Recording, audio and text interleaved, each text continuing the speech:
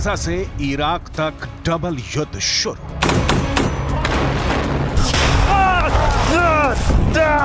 Gaza युद्ध धीरे धीरे मिडिल ईस्ट से लेकर पश्चिम एशिया तक फैल चुका है। अब जो खबरें आ रही हैं वो हैरान करने वाली हैं।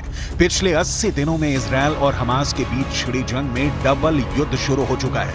हालात ये हो गए हैं कि एक तरफ गाजा में इजरायली सेना हमास के लड़ाकों से आर पार की जंग कर रही है, जबकि दूसरी तरफ लेबनान बॉर्डर की तरफ से हिजबुल्लाह के लड़ाके इजरायली सैनिकों पर घात लगाकर हमले कर रहे हैं। यहां तक कि हूथी लड़ाकों ने इजरायल के साथ साथ अमेरिकी सैन्य ठिकानों पर हमले बहुत तेज कर दिए हैं। यहां तक कि ईरान के कताई हिजबुल्लाह लड़ाकों ने इराक और सीरिया में अमेरिकी सैन्य ठिकानों पर रॉकेट से हमले किए हैं, जिसकी वजह से अमेरिकी सेना के होश उड़ गए हैं। हम आपको डबल युद्ध में ट्रिपल अटैक की वो हकीकत दिखा रहे हैं जो आने वाले दिनों में इजरायल और अमेरिका के लिए नासूर बनने जा रही है।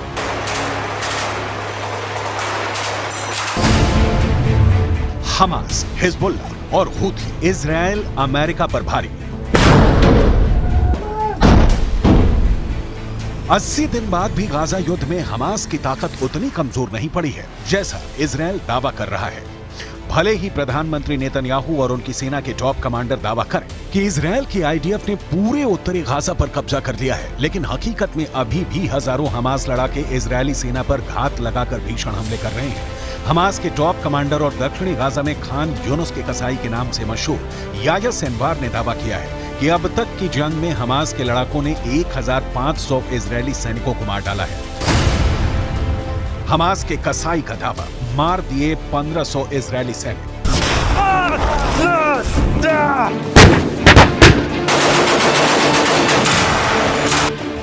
गाजा में भले ही इजरायली सेना ने बढ़त बना रखी हो, लेकिन इजरायल के पीएम नेतन्याहू को भी मानना पड़ा है कि गाजा युद्ध में इजरायली सैनिक काफी संख्या में मारे गए हैं, जो हालात को और बदतर बना रहा है।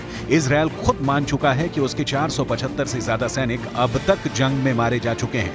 यह आंकड़ा वाकई इजरायल के लिए बहुत बड़े खतरे की घंटी है, लेकिन इस खतरे से बड़ा खतरा अब मिडिल ईस्ट से लेकर पश्चिम एशिया तक फैल चुका है, क्योंकि हूथी और ईरान समर्थित कताई हिजबुल्लाह लड़ाकों ने इजरायल और अमेरिका के सैन्य अड्डों पर एक साथ हमले शुरू कर दिए हैं। पहले आप ये जान लीजिए कि हूथी और ईरान समर्थित लड़ाकों ने अमेरिका पर कहां हमला किया है।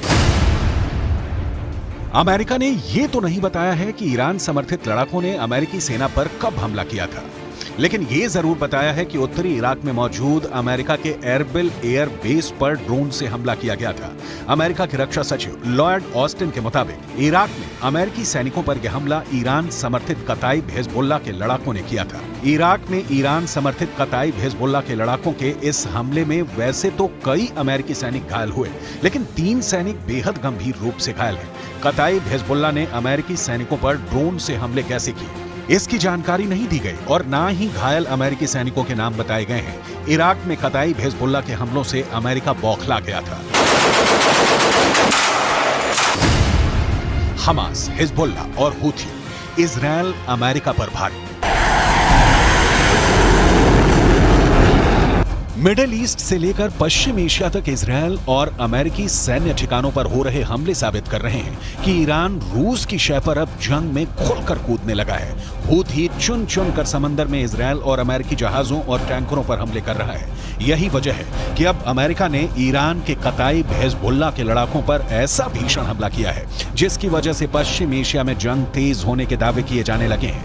हम आपको बताते हैं कि अमेरिका ने ईरान के कताई हिजबुल्लाह लड़ाकों पर जोरदार एयर स्ट्राइक की है। जरा देखिए कैसे।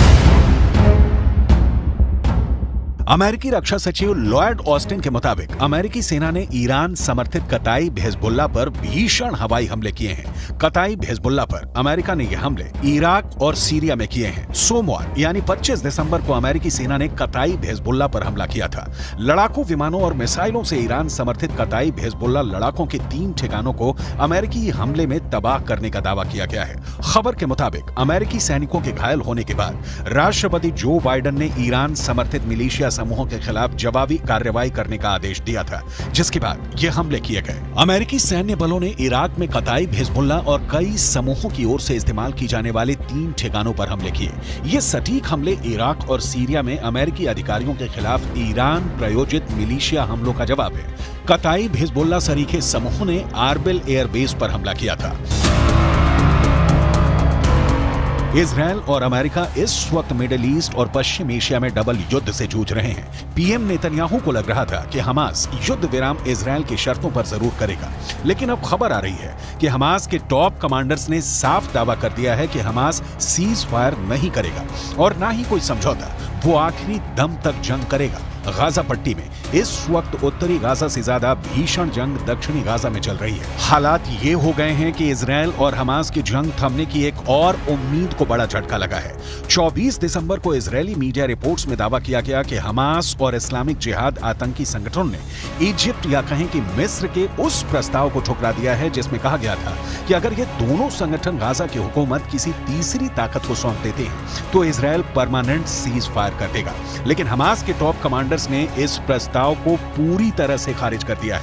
हम आपको हमास नेता याह्या सिनवार का वो दावा दिखाने जा रहे हैं जिसमें इजरायली सेना को भारी नुकसान का दावा किया गया है।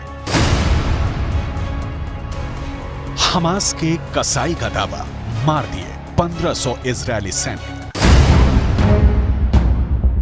इजरायल की मीडिया रिपोर्ट के मुताबिक हमास के टॉप नेता और कमांडर याह्या सिनवार ने दावा किया कि हमास की सैन्य शाखा अल कसम ब्रिगेड ने 5000 से अधिक इजरायली सैनिकों को निशाना बनाया और उनमें से करीब 1500 इजरायली सैनिकों को मार डाला है। हालांकि ऐसा कोई आंकड़ा इजरायल की ओर से जारी नहीं किया गया है। हमास नेता सिनवार ने इजरायली सैन्य उपकरणों को नष्ट करने की संख्या के बारे में भी बढ़ा चढ़ाकर दावा करते हुए कहा कि हमास ने 750 इजरायली सैन्य वाहनों को तबाह कर दिया है। सिनवार ने इजरायल का जिक्र करते हुए कहा कि उसके कब्जे को मान लेने की शर्तों पर कभी समझौता नहीं होगा और ना ही हमास कभी सरेंडर करेगा।